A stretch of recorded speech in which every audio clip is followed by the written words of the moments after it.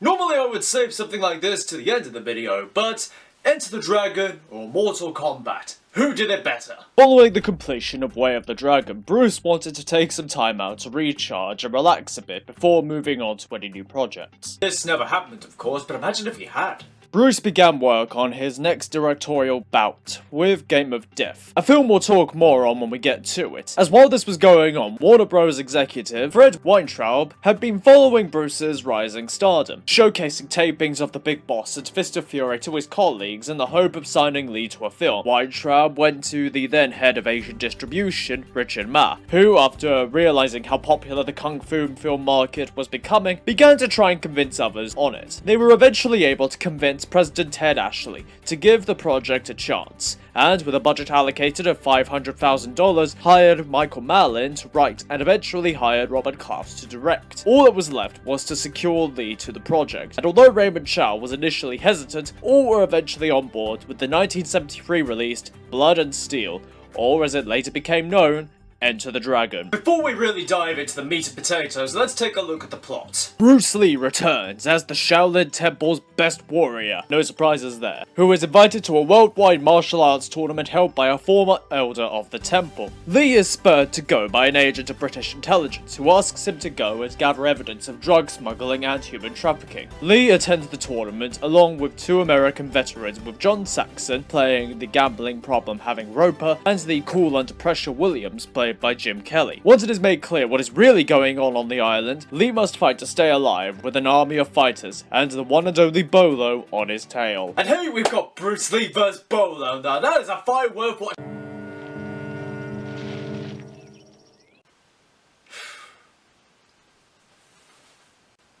Fuck. Well, not to worry, we've still got Bruce Lee vs. Jackie Chan before he was Jackie Chan.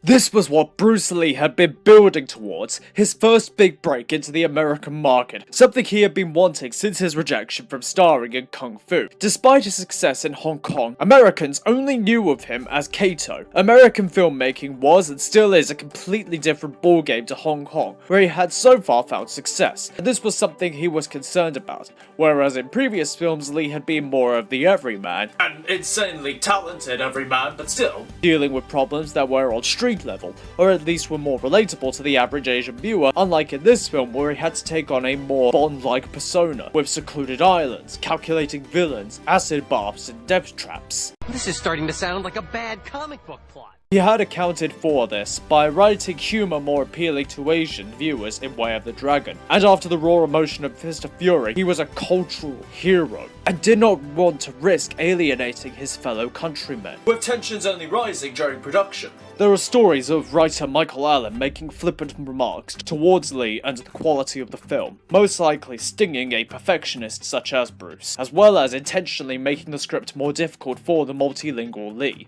with accounts from Bob Wall stating that Klaus requested for the character of Braithwaite to have his name changed to make the pronunciation more difficult. Bruce requested for the script to be changed and for Klaus to not be in his way during the directing of the action scenes, going to the point of going off set and not returning until Klaus left. Couple this with the mixed production crew of American and Asian, which created translation difficulties, increasing egos of Raymond Chow, who wanted to be seen as the mastermind behind Bruce Lee, and John Saxon, who thought himself the real star of the show, and continued hounding from Hong Kong press, as well as the continual challenging of would-be combatants wanting a piece of the so-called dragon. No wonder then that stress was so high for everyone involved, especially Lee himself. This was his big break into the American market, the one which would make or break his career going forward. After making 3 successful films in 2 years, a 4th one interrupted to make a 5th, and dealing with the pitfalls of rising fame, the psychological stress was enough for anyone to bear, let alone someone like Bruce Lee,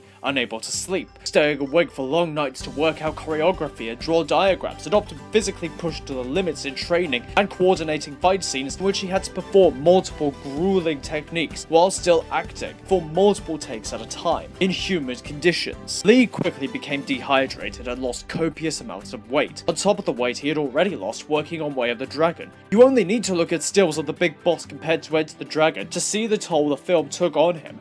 with an up to 2-year difference between photos. A stress which only mounted a superstition into the fray. Asian sectors of the film crew became paranoid and worried about the fate of Bruce after he was twice injured on set. First in the fight scene with Bob Wall on a smashed glass bottle cutting his hand after several takes where things had gone smoothly, and then again when Lee was bitten by the rattled cobra that was thankfully drained of venom. Again after multiple takes where things had progressed perfectly. If this is not a metaphor for going too far after already doing enough, I don't know what is. Paranoia was in the air towards someone who they saw as not just their champion, but one of their own, who routinely worked himself to the bone, earning the respect of his fellow stuntmen and they him. But just how does all of this work into the film? Let's take a closer look at this film's fight scenes to find out. This scene takes place in the underbelly of the island. While this would typically be metaphorical journeying to hell, forms of sin instead infect every facet of this compound, from lust to pride. So this is a deeper layer of hell? Whatever it is, after Lee sends a telegram to British intelligence to send reinforcements, the guards come to arrest him. One tries to grab him, but he traps the guard's arm in a circular block before delivering a body shot to the side, quickly throwing a second over himself, and delivering a roundhouse to a third who was conspicuously in his gi. Evening training? Before long, he blocks a flying kick before delivering presumably a sweep, but we cannot tell due to the angle. A combination of outside kicks before blocking and striking in a quick succession. A lot of these techniques come courtesy of Northern Shaolin, a style of kung fu which Lee himself was not really a practitioner of, and it wasn't really in his regular wheelhouse or what he really taught, but it was deemed more theatrically appropriate. The earlier fight with Bob Wall was probably closer to his actual style. But anyway, a combination of kicks leads to a movement blocked by the stuntman, but based on the angle and reaction might have been to the neck, another leg block, body blow, and a quick throw as a wild Jackie Chan appears. This was that point in his career where he was breaking into the industry but needed some extra work.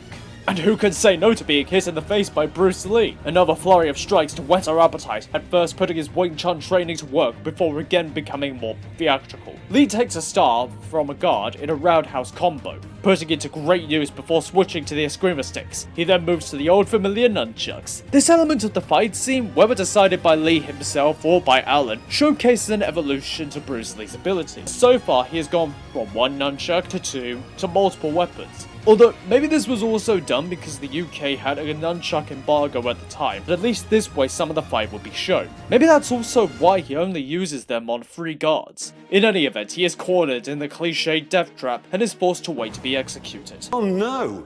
Anyway... The film concludes with Lee facing down Han. The climax and location of the Hall of Mirrors is instantly iconic. I wonder if this was a request from Bruce Lee himself during the rewrites, as it plays into those more philosophical notions of dispelling reality from illusion. But even so, it feels more like Han is a character ripped from those classic Bond films, especially when compared even to Chuck Norris last time.